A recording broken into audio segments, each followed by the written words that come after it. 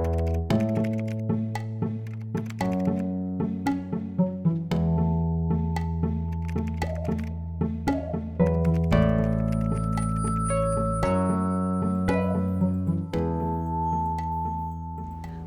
I'm Dr. Ann Barnes, a board-certified physician in internal medicine and a volunteer for the American Heart Association.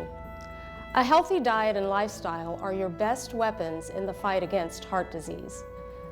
It's not as hard as you might think, and today we'll take a look at what good nutrition is and how you can make a healthy diet a part of your life. Healthy eating habits can help you reduce 3 risk factors for heart attack and stroke: high blood pressure, high cholesterol, and excess body weight. Be sure to choose a variety of foods from each food group and eat the number of servings recommended. One of the toughest parts of eating healthier is to figure out what healthy eating actually means. There are a lot of choices in the grocery store that claim to be organic, natural, fat-free, low-fat, and more. But what does all of that mean? And are any of those products good for you? Let's take a look at one of the best tools you have to assess what is healthy for you and what isn't: the nutrition label. When you go grocery shopping, take the time to read the nutrition facts labels on the food you purchase. This might seem like a time waster in the beginning, but you'll soon get into a habit of picking up a product and turning it around to find out what's in that product.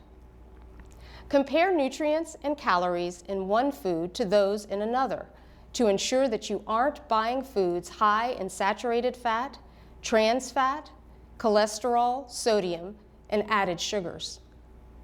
Claims like low cholesterol and fat-free can be used only if a food meets standards set by the government.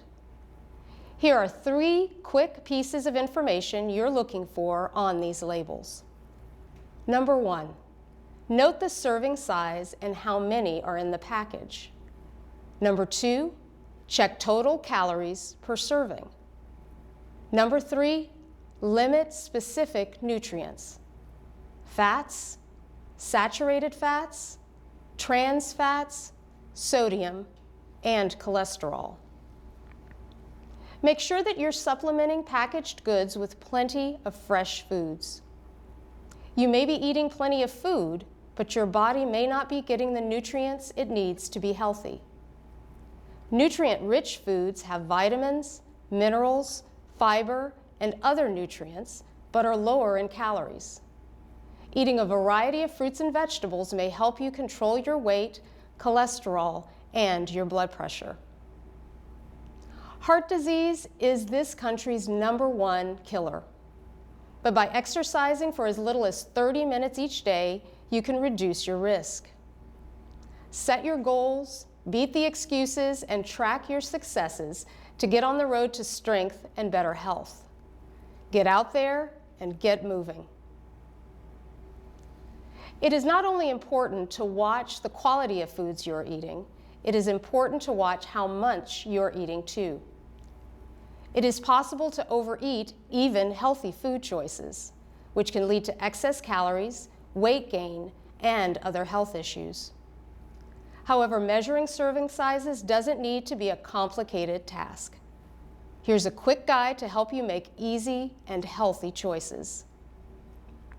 You'll want to get 6 to 8 servings of fiber-rich whole grains per day and have no more than 6 cooked ounces of lean meat, poultry, and fish per day.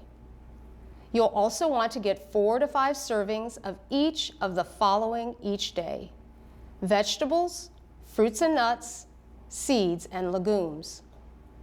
You can have 2 to 3 servings of fat-free, 1% and low-fat milk products per day, but should limit your fats and oils to 2 to 3 servings per day. You should also limit sweets and added sugars to 5 or less servings per week. Eating healthy doesn't mean you have to give up flavor. When you're craving something not so good, here are some things that can be satisfying, healthier alternatives. Instead of that donut or pastry, Try peanut butter or almonds. They'll satisfy your sweets craving, but also provide a good serving of protein that will keep you fuller longer. Craving ice cream or candy bars? Try substituting 100% fruit bars or homemade trail mix. And replace sugary soft drinks with milk or 100% fruit juice. Make sure your juice actually contains real fruit juice. Otherwise, you're replacing sugar with sugar. Another great substitution is herbs for salt, which helps lower your sodium intake. If you're like most Americans, you're probably getting way more sodium than your body needs, or that's good for your heart. In some people, sodium increases blood pressure because it holds excess fluid in the body, creating an added burden to your heart. Blood pressure rises with age, and eating less sodium now will help curb that rise and reduce your risk of developing other conditions associated with too much sodium, such as stroke, heart failure, osteoporosis, stomach cancer, and kidney disease. Most people consume about 3,400 milligrams of sodium a day, more than twice the 1,500 milligrams recommended by the American Heart Association. The biggest contributor to our sodium consumption is not the salt shaker. Approximately 75% of the sodium we eat comes from sodium added to processed foods and restaurant foods. This makes it hard for people to choose foods with less sodium and to limit how much sodium they are eating because it's already added to their food before they buy it. Some of the saltiest foods we eat are also some of the most common. So watch out for the salty 6. Breads and rolls, cold cuts and cured meats, pizza, poultry, soup, and sandwiches. You'll also want to go to the trusty nutrition label to ensure you don't eat too much salt.